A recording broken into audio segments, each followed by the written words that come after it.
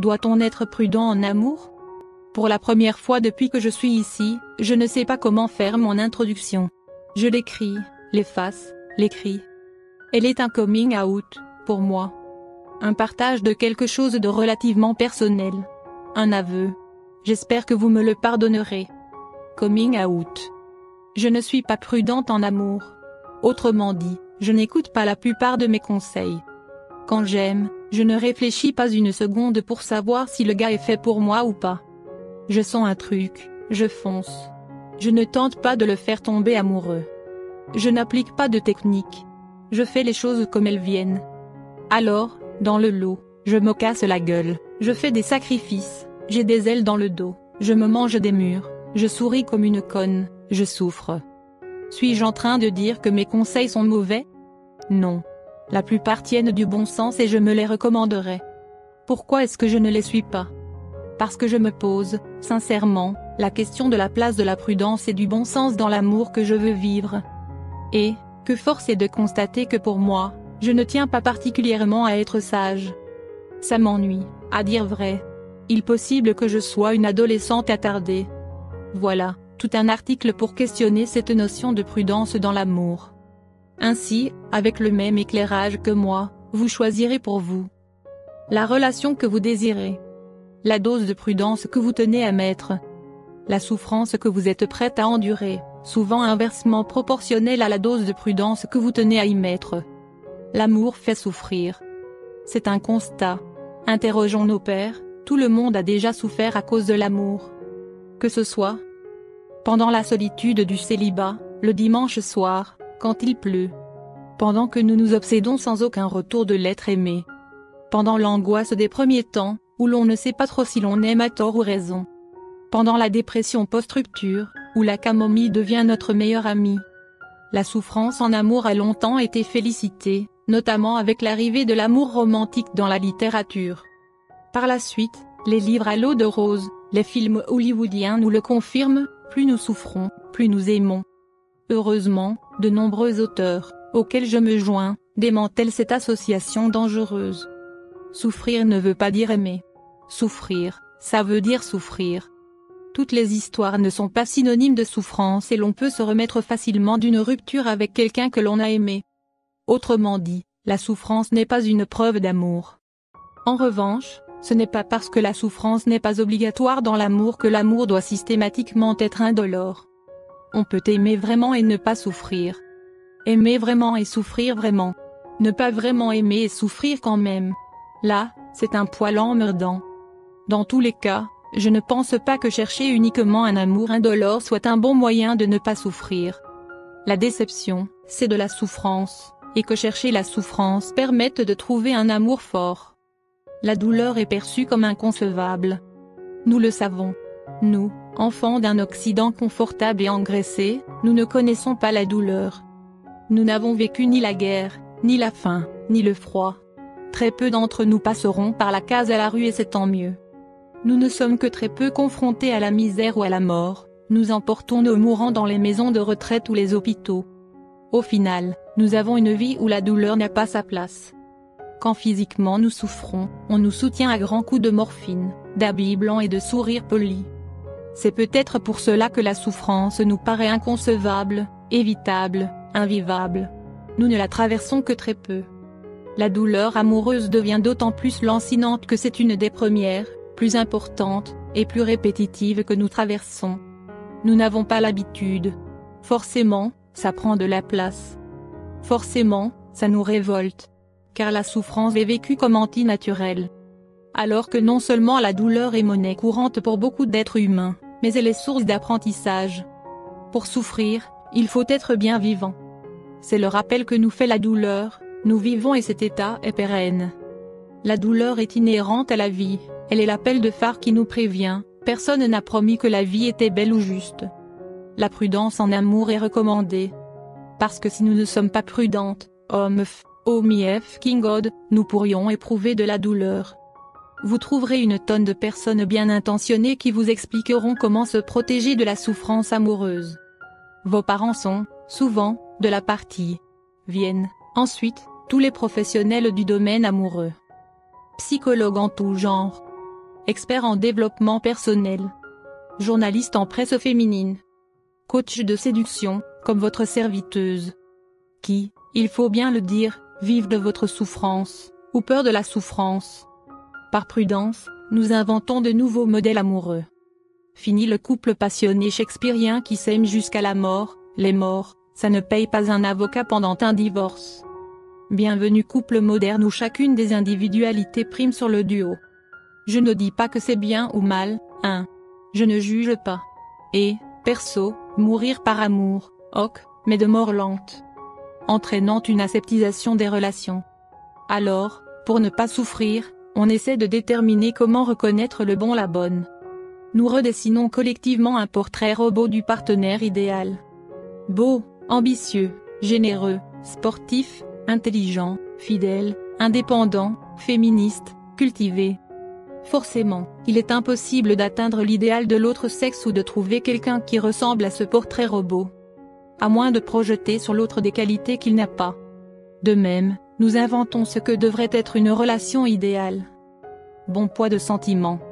Degré suffisant de communication. Taux d'indépendance moyen. Bon degré de complicité. Bon rapport quantité/qualité de sexualité. Bon taux de proximité. Mais point trop n'en faut, au risque d'être classé comme couple fusionnel, donc couple qui va obligatoirement MRD. Enfin, il faut être sûr que l'autre nous aime pour l'aimer. Ça pourrait faire mal sinon. Puis, c'est bien connu, rien n'est gratuit. Pourquoi en serait-il autrement des sentiments? Bienvenue dans la méritocratie amoureuse. Aimer, être aimé se mérite. Il faut 1. Devenir le partenaire idéal. Pour cela, les livres sur l'estime de soi sont fort à propos, ainsi que les conseils pour maigrir. 2. Trouver sa moitié d'Orangel, Biba et Psychologie Magazine vous diront de qui il s'agit. 3. Être sûr qu'on s'attire/que s'aime autant, un bon coach vous dira tout ce qu'il faut savoir. 4. Construire une relation saine, instruction au rayon chambre à coucher chez Ikea. 5. Si ça ne marche pas, les psychologues sont là pour vous. C'est le couple moderne. Je crois qu'on a quitté une norme, patriarcale, injuste, pour en créer une autre. Bien qu'elle me semble meilleure pour les femmes, elle reste une norme qui ne nous rend pas particulièrement heureuses. Bien sûr, tout cela c'est pour notre bien, pour ne pas souffrir. Pourtant, nous souffrons toujours. La dépression est le mal du siècle. Pour le plus grand bonheur des sociétés pharmaceutiques qui nous gavent de pilules du bonheur, je préfère ma calmomie. D'ici une dizaine d'années, la dépression sera devenue la première cause d'arrêt maladie avant les actes et cancers, pourtant, eux aussi se multiplient.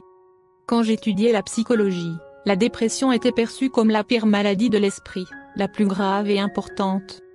La dépression, c'est notre psychisme qui se laisse mourir.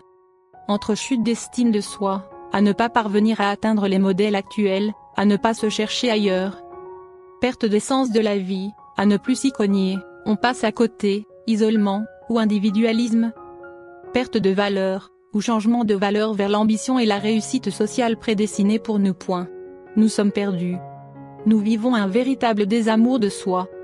Incapables de ressembler aux publicités pour les barbecues et incapables de cesser d'y tendre. Nous sommes écartelés par des idéaux fades qui nous éloignent toujours plus de notre noyau, de notre moi profond si nous en avons un. J'espère. Alors, à ne pas trouver sa place, nous déprimons. Même si nous atteignons l'idéal, bravo, le bonheur promis n'est pas au rendez-vous. Perte de sens encore et toujours. À avoir peur de souffrir, à éviter les risques, de la marginalisation, de suivre société anonyme propre route, on se perd. Et on souffre. Autrement, j'en conviens. Aimer c'est prendre des risques. Comme vivre d'ailleurs. En amour, nous prenons de plus en plus de décisions de raison. Elles visent à moins souffrir. Pourtant, il semblerait que nous perdons au fil des années, et des choix de raison, notre joie naïve face aux sentiments éprouvés, face à la rencontre. Nous nous méfions plus, nous pardonnons moins, nous réfléchissons à ce qui à terme nous fera le moins de mal. Nous sommes des peureuses de l'amour, et de la vie. Cette peur est accentuée par une société qui nous prémâche des images de bonheur et d'amour et qui nous explique comment faire pour les atteindre. Alors que le bonheur comme l'amour sont bien moins naturels que la rencontre avec la douleur. À trop les chercher, à tenter de prendre le chemin le plus prudent, nous prenons toute la même autoroute de conformité et de dépression. Nous perdons nos différences, nos hasards et nos richesses. Dire que l'on peut faire des erreurs en amour, c'est admettre la douleur comme erreur, alors qu'elle n'est qu'une expérience parmi d'autres.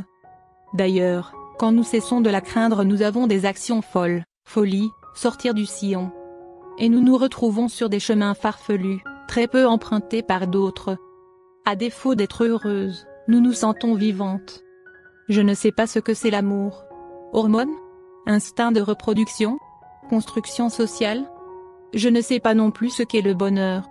Je sais simplement qu'il n'y a pas une route, une manière de vivre idéale. Il y a des normes que nous pouvons choisir de suivre ou pas. L'important reste encore et toujours d'être en accord avec ses choix, même s'ils vont à contre-courant. Le risque, en amour, c'est souvent tenter l'inédit. Tenter autre chose. Si ça ne marche pas, tant pis. Ce n'est pas si grave, nous surmonterons bien une douleur amoureuse. Le plus grand des risques, au final, c'est de faire de la peur notre seule conseillère. Flirt poussé, attention à ne pas s'emballer. Les regards se croisent et il sourit. Il vous taquine, vous fait rire.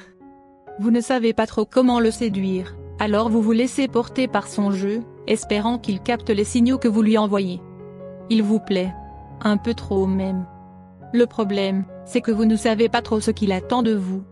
D'autant plus qu'il ne vous a jamais proposé un rencard, il n'a même pas votre numéro. Est-ce que vous lui plaisez vraiment ou n'est-ce qu'un jeu pour lui? Toutes nos réponses dans cet article. Qu'est-ce que le flirt poussé? Le flirt poussé, c'est tout ce qui se passe avant la première partie de jambes en l'air, ou le premier baiser. Autrement dit, c'est la phase de séduction. Ce moment où, par les jeux de regard, les allusions, les taquineries, deux personnes se font comprendre qu'elles se plaisent et qu'elles débutonneraient bien le lévis de l'autre. Souvent, cette phase est initiée par Jules. Nous autres, femmes, sommes un peu lâches en séduction, nous faisons encore trop rarement les premiers pas. Donc Jules nous drague et nous le laissons faire, entrant plus ou moins dans son jeu. Viendra un temps béni où femmes et hommes dragueront autant, pour le plus grand plaisir de chacun. Oui, j'y crois. Ce qui nous perturbe dans cette phase, c'est que nous ne sommes pas sûrs des intentions du gars. Et que nous préférons caler nos attentes sur les siennes, pour éviter un humiliant râteau, tout un article sur le râteau, ici. Alors, nous envoyons des signes très discrets, pour lui faire comprendre qu'il nous plaît aussi. Tout en envoyant les signes contradictoires au cas où il ne ferait que jouer avec nous.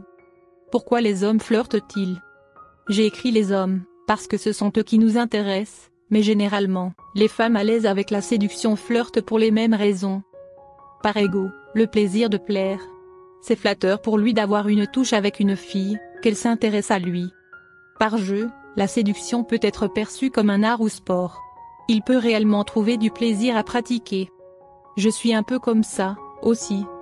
Par intérêt, nous lui plaisons. Sans pour autant qu'il sache lui-même ce qu'il veut avec nous, nous l'attirons. Souvent, les trois. En soi, ce n'est pas bien ou mal.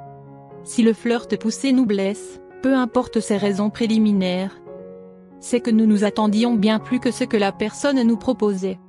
C'est l'une des raisons pour laquelle de nombreuses femmes préfèrent connaître les intentions de l'homme qui tente de les séduire. Ce qui est étrange, il y a peu de chances qu'il le sache lui-même.